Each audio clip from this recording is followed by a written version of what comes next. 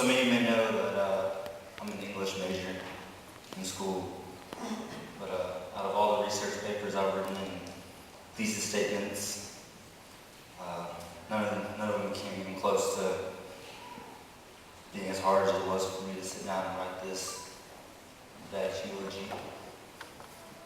But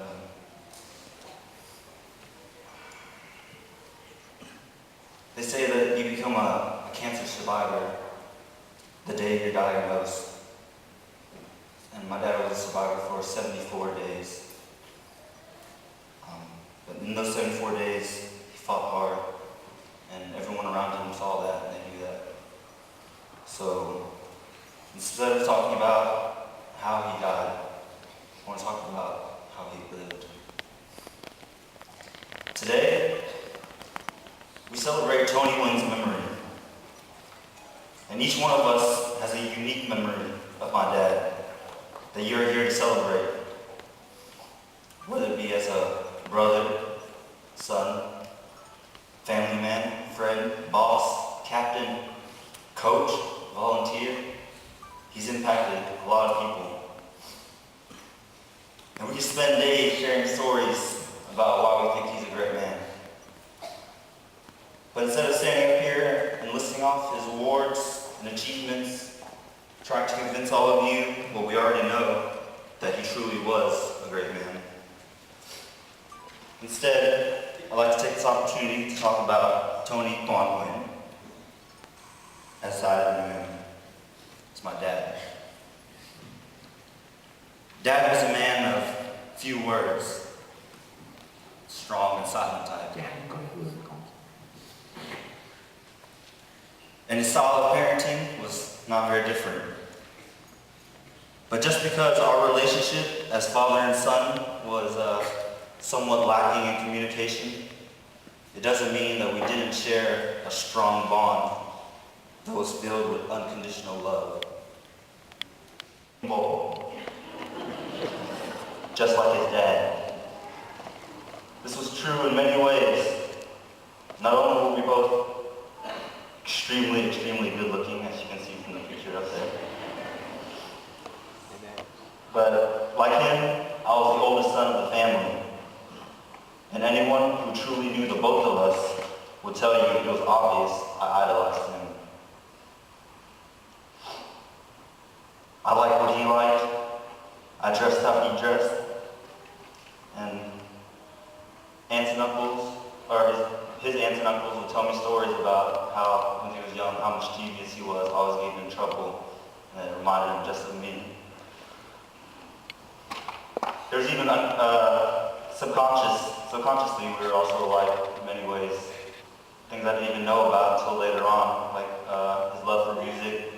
You know, maybe after I got to college, I started learning about Led Zeppelin and stuff like that.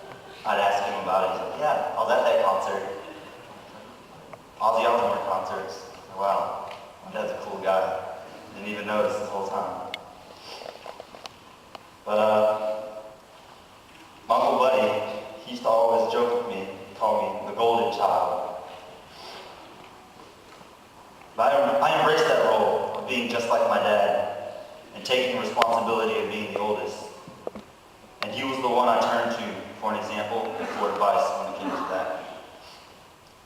If there was one lesson that he'd always reiterated and wanted me to learn in life, it was this: try your best and do it the right way. He taught this by example in how he did business and how he raised a family. And this was always his message to me in everything I did. In school, in work, in sports. It didn't matter what I was doing. If right out of high school I told him, Dad, I want to go to clown school, he would give me full support as long as I tried my best and did it the right way. You know, thankfully I didn't go to the University of Texas.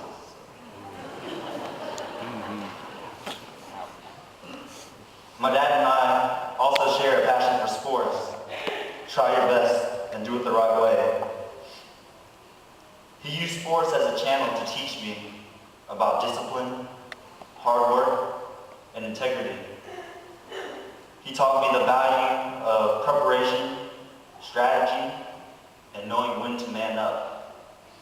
And I always try to live by those teachings from him in every sport I played, and also in life.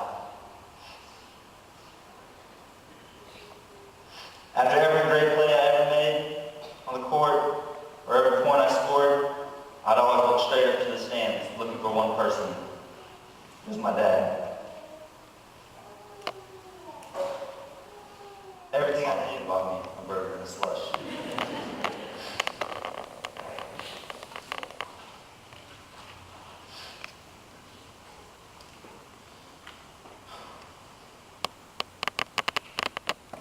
That was the way he competed in sports.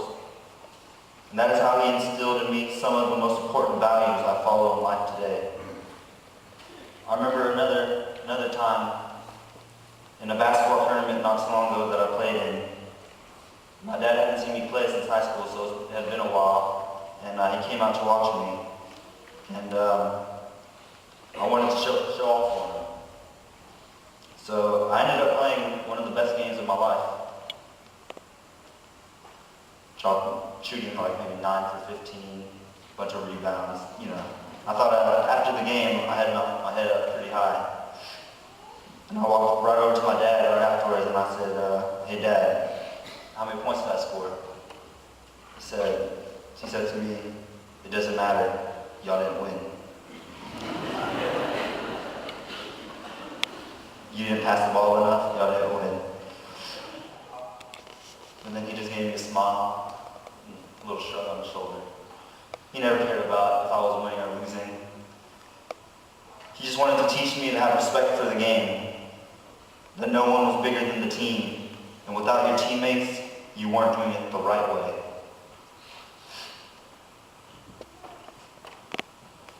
He was always there for me.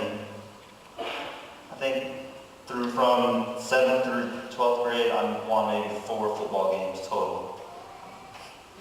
But despite those losing records, he was there almost every single one of the games, cheering me on.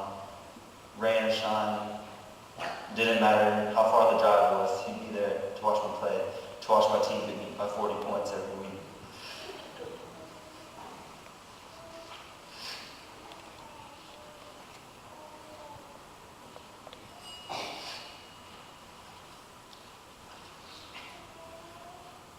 It was almost 3 years ago today that I was doing the same thing, carrying a picture in front of the casket at a funeral for my dad's dad.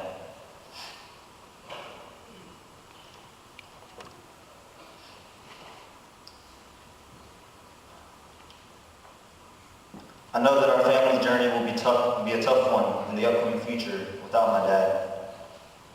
But I know my responsibility is to man up. And I will try my best, Dad, to do it the right way, just like you did 3 years ago.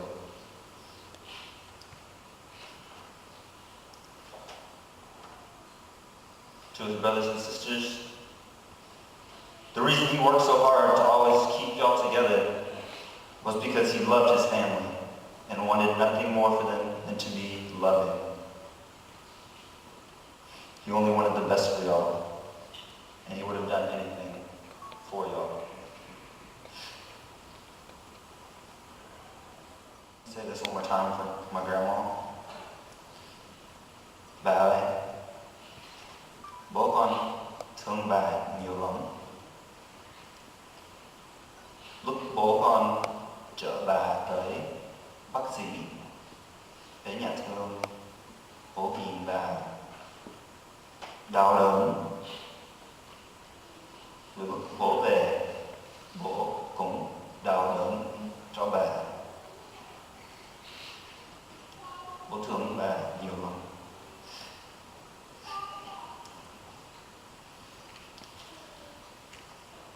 To cô Yến, his sister, you told me the day he passed that my dad was the glue to the family. I know y'all didn't always agree on everything, you know, but he always cared about you and was always thinking about you. Your relationship reminds me a lot of the relationship I have with your daughter, Tiffany, who's my same age that we share. And I see a lot of the same things in y'all two.